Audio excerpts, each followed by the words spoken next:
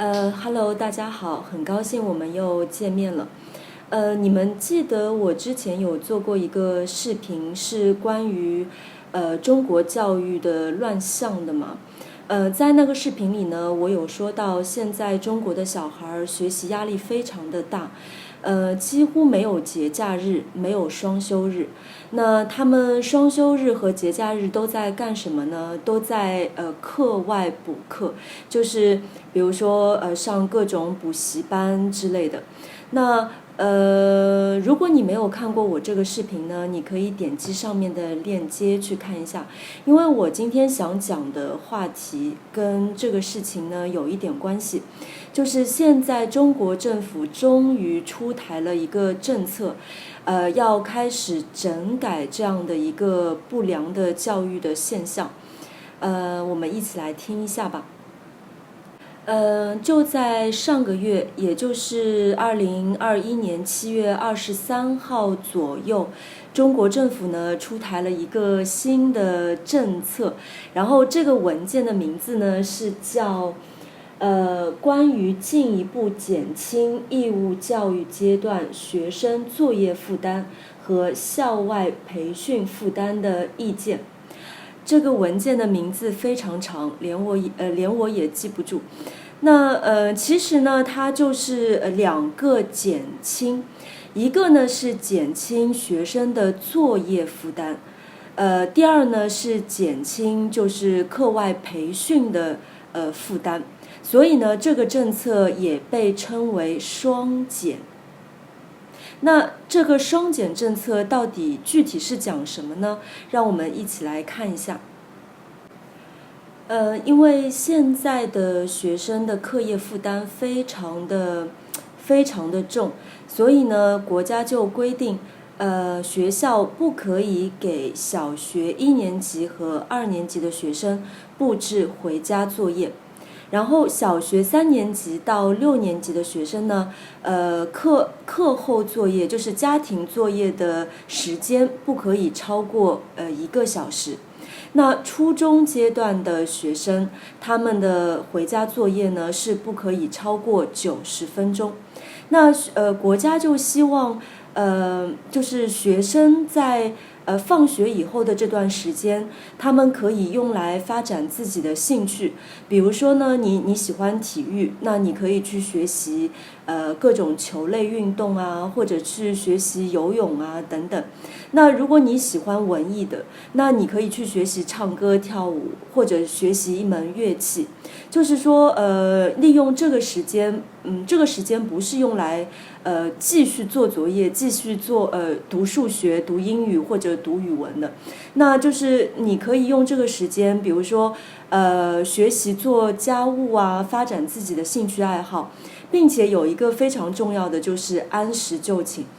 按时就寝的意思就是按时睡觉。那之前呢，因为学生的作业非常的多，所以一般他们就是可能到晚上11点钟都未必可以完成作业，所以经常就是睡得比成人都晚。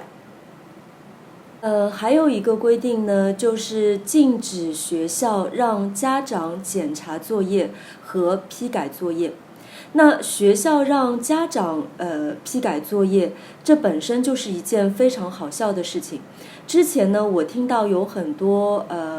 小孩的家长，他们就会抱怨，就是现在等于说他们下班回家以后，不仅要督促孩子完成作业，而且呢还要帮学生还要帮他们的孩子批改作业。非常好笑的事情就是说，孩子交作业交上去的作业一定要是100%正确的，因为这变成了家长的任务，去检查学生的作业，并且保证学生的作业是正确的。那我真的不知道老师在干什么的。那之前呢，我在中国的时候，我跟我一起工作的同事，他们就是那些有小孩的同事，我真的觉得他们是非常辛苦的。那早上他跟我一样在公司工作，下班回家以后呢，他几乎是把自己所有的时间都给了自己的小孩。那要督促孩子做作业，然后孩子做完作业还要帮孩子批改作业，所以呢，孩子作业做到很晚，他也要陪到很晚，批改完作业还要让孩子去修改，修改完以后经常是11点到12点钟。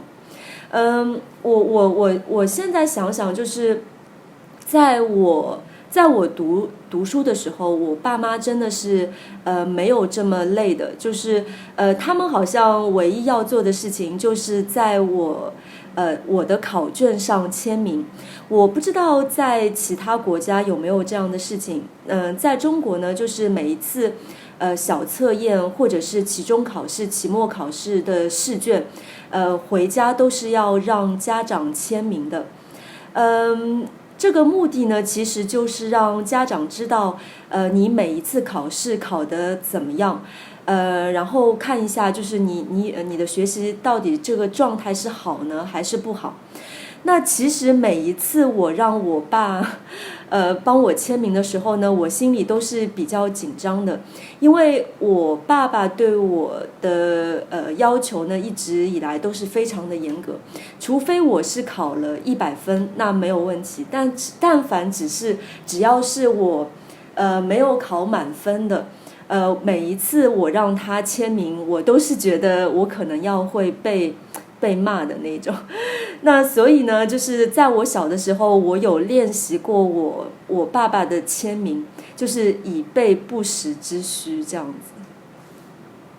子。录完刚才那一段，我自己也觉得挺搞笑的。不过好在我爸爸他看不到我的视频，如果他看到的话，不知道会作何感想。但是呢，我觉得这种事情可能是很多小孩以前都干过的吧。好了，言归正传，我们来说一说第二个减轻。第二个减轻呢，就是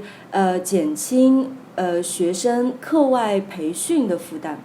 那之前我有讲过，就是很多家长为了不让孩子输在起跑线上，就给自己的小孩报了很多很多课外辅导班。那这就导致了小孩呢没有自己的时间，比大人还要忙，所有的节假日、双休日都在上课当中度过。那现在呢，国家是明确禁止，双休日、节假日，还有寒假、暑假是不可以进行课外补课的。国家还规定呢，就是老师是不可以进行有偿的课外补课。有偿的意思就是他们补课是收钱的，收钱的就称为有偿，无偿呢就是免费的，不收钱的。然后所有的课外的培训机构是不可以找学校的老师进行就是招聘学校的老师，然后呢而且又规定，就是所有的培训机构的老师呢，又一定要有教师资格证。所以这样一来的话，几乎所有的校外培训机构呢，真的都是完蛋了。那现在那些教育培训机构的老师呢，就面临着大批的老师面临着失业。这些老师之前月收入可能都可以到2万以上的，但是现在他们的结局就是都真的都是失业了。校外培训机构的课呢，其实都是很贵的，就比如说1个星期2个小时的数学课吧，如果上满1个学期，大概4个月到5个月左右，那你就要付出7000块钱。然后1对1的英文课那是更贵的，1个小时就可以到600块钱。我现在想想，我的中文课真的是好便宜啊。那现在就是国家规定不能在校外补课以后，是不是家长都松了一口气呢？其实不然，很多家长反而是更加焦虑了。其实我觉得，一个关键的问题还是在于，教育资源的不均衡吧。就比如说在上海，我们就有重点学校和普通学校。那重点学校和普通学校的区别在哪里呢？一般情况下，重点学校拥有更好的老师，